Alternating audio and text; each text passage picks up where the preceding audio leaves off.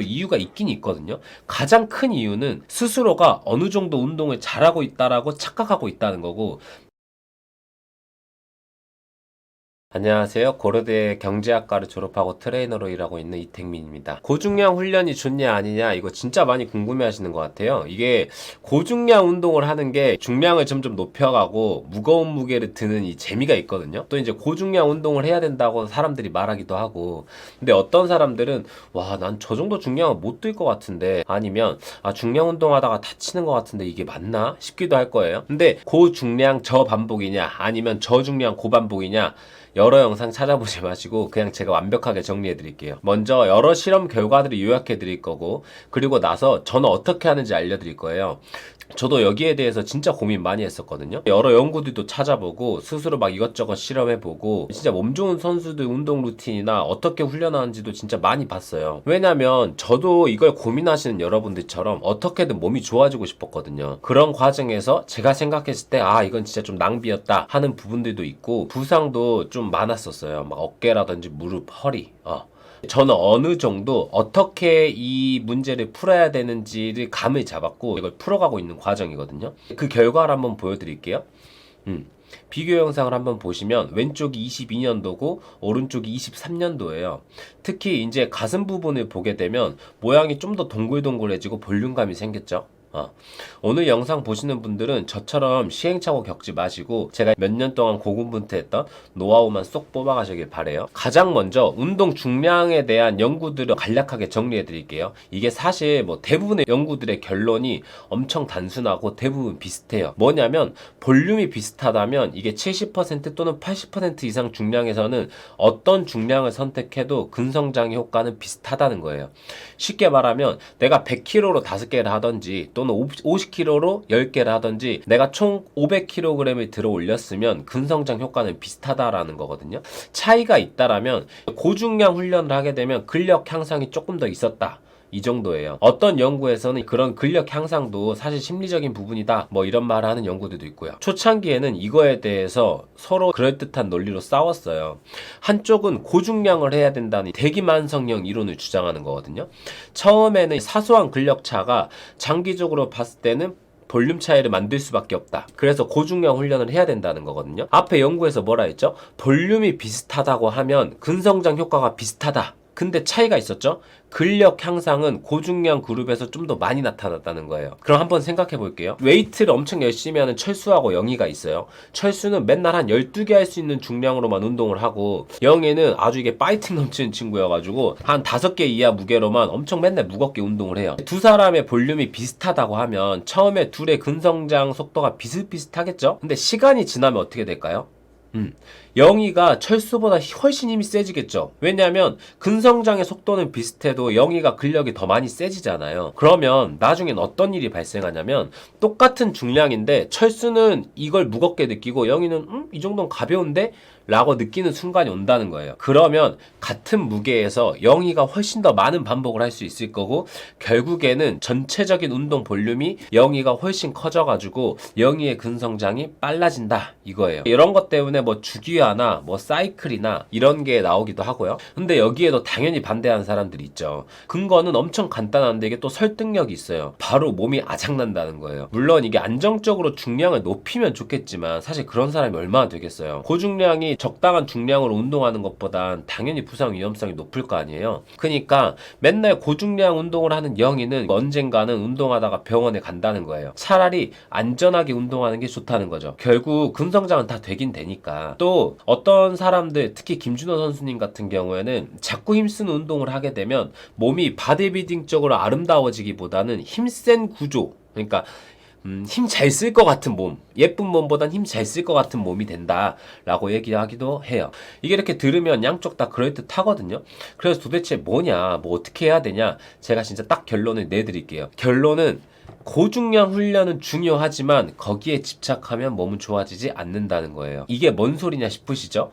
진짜 제가 10년 가까운 시행착오를 겪고 이제 조금씩 알아가고 있는 노하우거든요. 이걸 이해하시면 진짜로 여러분은 몇 년은 시간 아끼는 거예요. 고중량 훈련 중요하죠. 저도 진짜 고중량 훈련 좋아하기도 하고, 근데 여기에 초점을 맞추면 몸이 좋아지진 않더라고요. 그럼 뭐에 초점을 맞춰야 될까요? 반복 횟수? 강도? 아니에요. 초점을 맞춰야 되는 거는 운동을 잘하는 거예요. 뻔한 소리 같다고요? 근데 정말 너무 많은 분들이 운동 중량이나 볼륨을 운동을 잘하는 것보다 훨씬 더 중요하게 생각하고 있어요. 그러니까 내가 좀 운동을 못해도 운동 중량이 무겁고 볼륨이 많으면 몸이 더 좋아질 거라고 생각하고 있다는 거예요. 근데 이건 진짜 착각이에요. 그리고 이렇게 생각하는 거에도 이유가 있긴 있거든요. 가장 큰 이유는 스스로가 어느 정도 운동을 잘하고 있다라고 착각하고 있다는 거고, 두 번째는 또 이제 운동을 잘한다는 건 중량이나 횟수에 비해 훨씬 모호하잖아요. 중량이 뭐 100kg에서 120kg 성장한 게 확실하고, 뭐 횟수도 10개 하던 걸 12개 하면 되게 명확한데, 운동을 잘한다라는 건 기준이 좀 모호한 부분이 있죠. 그리고 실제로 운동을 잘하는 게 어렵기도 하고, 사실 이거에 진짜 딱 맞는 비유가 있어요. 연애거든요, 연애. 연애하고 싶어서 안달난 상태라고 생각해봐요. 나 연애를 너무 하고 싶어. 그래서 여자 또는 남자를 막 만나는데 엄청 집중하는 거예요. 그럼 어떻게 될까요? 뭐 다들 연애 뭐 잘하시니까 답 아시죠? 그렇게 하면 할수록 좋은 사람 만나기가 어렵고 연애하는 것도 되게 어려워지죠. 근데 내가 좋은 사람이 되는데 집중하고 스스로를 성장시키는 거에 집중하면 어떻게 될까요? 그러면 좋은 사람 만나고 연애하는 게 훨씬 쉬워지잖아요. 이런 거하고 비슷한 거예요. 내가 운동을 잘하는데 더 집중하면 집중할수록 몸은 좋아지고 훨씬 안정적으로 고중량도 다룰 수 있게 되는 거예요. 근데 내가 중량을 높이는 데만 온 집중을 하게 되면 몸은 어느 순간 정체되고 안정성이 떨어져서 오히려 고중량 다루는 게 점점 힘들어지는 거예요. 물론 연애 예시를 다시 들자면, 자기 발전을 한다고 여자와 남자를 만나는 걸 포기하면 안 되는 것처럼 고중량 훈련을 아예 안 해버리는 건 안 되겠죠. 그치만 스스로 좋은 사람이 되는 거에 초점을 맞춰야 되는 것처럼 운동을 잘하는데 내가 온 에너지를 집중해야 된다는 거예요. 그렇게 운동을 잘해 나가는 과정에서 고중량에 도전을 해야 되는 거고요. 그러니까 고중량 훈련이 좋냐 아니냐에 집착하는 거에서 좀 내려오셔야 돼요. 중량이나 반복 횟수에서 점진적 과부하 너무 중요하지만, 운동을 잘하는 거에 초점을 맞춘 상태에서 그게 의미가 있는 거예요. 제가 맨 처음에 2022년도하고 23년도 변화를 보여드렸잖아요. 제가 한번 운동의 변화도 보여드릴게요. 먼저 50kg 덤벨로 인클라인 덤벨 벤치 프레스 하는 영상이에요.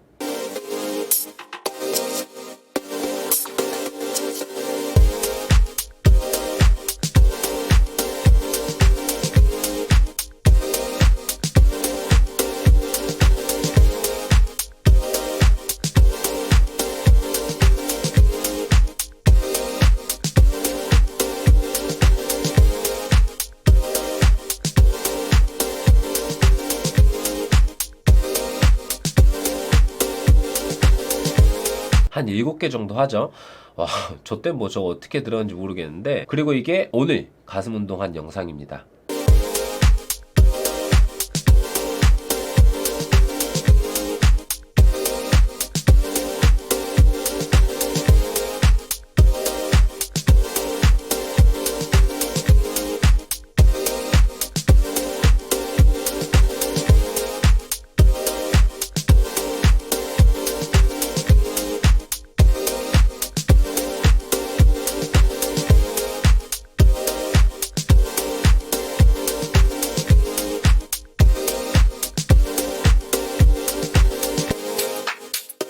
30kg 덤벨로 겨우 7개 정도? 7개 맞죠? 7개 정도 하네요. 이게 연기하는 게 아니고 진짜 오늘 운동하면서 찍은 영상이거든요. 제가 과거에서 지금까지 운동 방식에서 발전이 있었고, 그 과정에서 저에게 맞는 중량으로 운동을 하는 거거든요. 저한테는 지금 30kg이 고중량인 거예요. 고중량의 기준은 주관적인 거거든요. 그러니까 여러분이 이제 고중량 훈련이냐 그런 거를 좀 벗어나셔야 되고, 이 말이 진짜 꼭 명심하세요. 내가 좋은 사람이 아니면 내가 뭘 어떻게 노력을 해도 좋은 사람을 못 만난다는 거. 자, 그러면 운동을 잘하려면 어떻게 해야 되냐? 이게 운동을 잘한다는 거가 앞에서 말씀드렸던 것처럼 아주 수월하진 않아요. 얼마나 웨이트 트레이닝에 대한 이해도가 높냐에 따라서 이 잘한다는 거에 대한 기준 자체가 달라져 버리거든요. 그런 것 때문에 제가 이제 왕복 3시간 넘는 거리로 PT를 받으러 다니기도 하고요. 그렇지만 제가 보통 수준에서 엄청 쉽게 운동 실력을 진짜 쑥쑥 늘릴 수 있는 방법을 알려드릴게요. 그 방법이 뭐냐면 바로 벤치마킹이에요.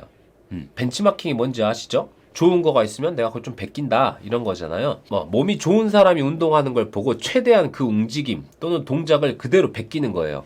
이제 구체적인 실행 방법을 알려드릴게요. 바디빌딩 대회 영상들을 보면서 몸이 좋아 보이는 선수를 찾으세요.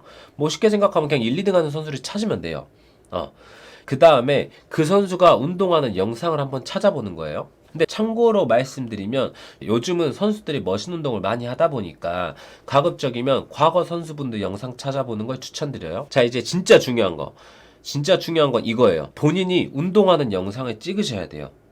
아마 본인 운동하는 영상을 처음 찍어가지고 보시는 분들은 좀 충격이실 수가 있어요. 아, 내가 이렇게 개판으로 운동하고 있었어? 저도 다 그런 과정을 겪었거든요. 내가 운동하면서 찍은 영상하고 몸이 좋은 선수가 운동하는 영상을 비교하면서 계속 수정을 하는 거예요. 이 과정을 반복하면서 내가 그 선수처럼 계속 비슷하게 운동하려고 연습하시면 운동 실력이 계속 늘어요. 중량을 낮추고 속도를 줄이면 비슷하게 할 수 있거든요. 그러니까 처음엔 중량 욕심을 조금 내려놓으시고 속도도 좀 천천히 하셔가지고 최대한 비슷하게 동작을 만들어 보려고 하세요. 이렇게 말하면 이런 반박을 할 수도 있겠죠. 아니 그렇게 대회에서 1, 2등 하는 선수들은 약물 쓰는 거 아니냐 이런 생각 안 하시는 게 좋아요. 몸 좋은 사람들은 있잖아요. 그냥 딱 봐도 운동을 잘해요. 몸 좋은데 운동 못하는 선수는 진짜 거의 없다고 생각하시면 돼요. 이렇게 운동을 점점 잘해지는 과정에서 고중량에 도전해 가시면 되는 거예요. 아시겠죠? 아, 그리고 이제 실패 지점에 대한 궁금증들이 되게 많으신 것 같더라고요. 이거에 대한 거는 제가 다음 영상에서 꼭 알려드릴게요. 여러분들 모두 화이팅입니다.